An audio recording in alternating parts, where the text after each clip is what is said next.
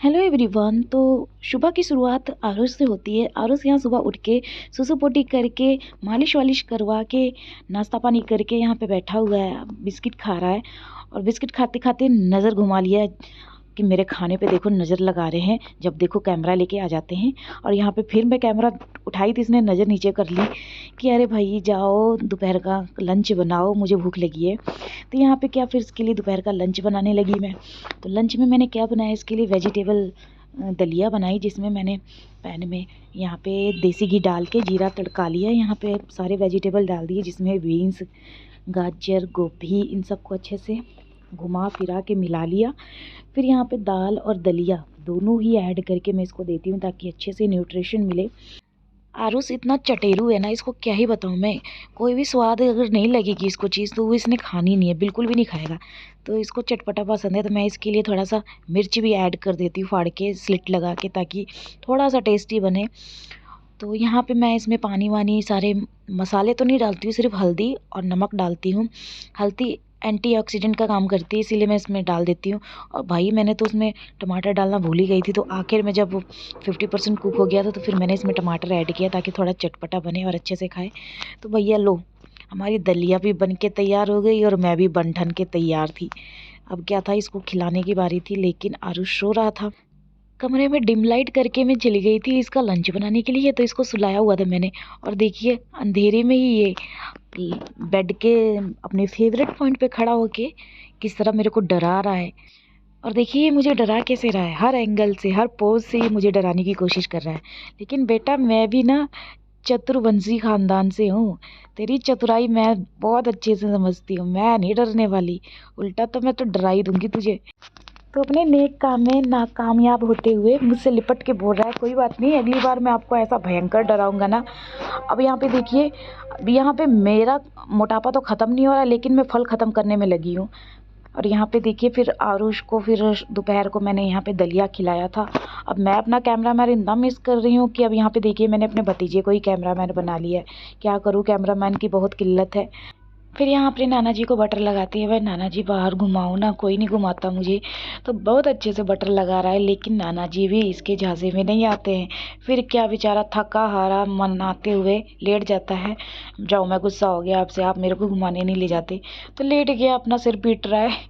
फिर यहाँ पे क्या बच्चा पार्टी के साथ भी ये अब अपना गुस्सा निकाल रहा है, मैं घूमने नहीं गया तो मैं अब किसी को पढ़ाई करने नहीं दूंगा।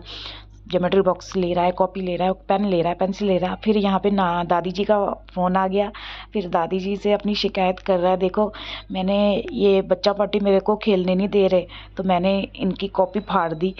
इसकी शिकायतें तो चलती रहेंगी। फिर मैंने क्या आरुषि से आरुषि से काफ़ी टाइम से मैंने बात नहीं की थी, तो मैं आरुषि से बात कर रही थी, लेकिन ये इतनी खड़ूस है, मुझसे बात ही नहीं करती, हंसती भी नहीं है मेरी तरफ, मेरी कोई भी बात पे हंसती नहीं है, रिएक्ट नहीं करती है, बस इतराती रहती है।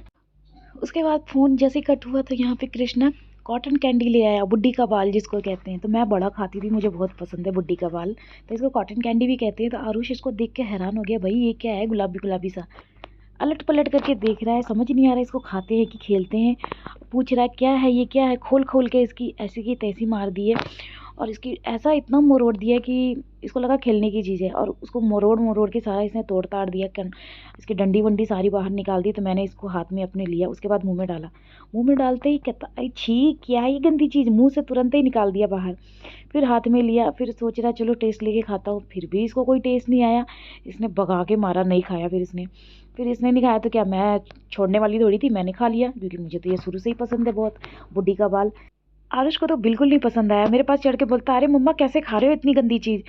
इतना सबको बोलने के बाद फिर नानी जी को तरस आया, नानी जी इसको बाहर घुमाने के लिए लेकर गए। अब घुमाने जब लेकर जा रहे हैं तो कितना खुश हो रहा है, और खुशी का इसका ठिकाना नहीं है। बाहर इसको लेकर भी नहीं गए क्योंकि मौसम इतना ठंडा हो रखा था। तो ये नानी जी को बोल रहा है बाहर लेकर चलो और आगे लेके चलो ना नानी, यहाँ पे बाहरी गेट के बाहर खड़ गए हो। तो यहाँ पे इसको ज़्यादा आगे तक लेकर नहीं गए, क्योंकि मौसम आप देख सकते हो, धूप तो निकलती बिल्कुल नहीं है और इतना गंदा मौसम हो रखा है, बस ठंडी ठंडी हवा बहती है।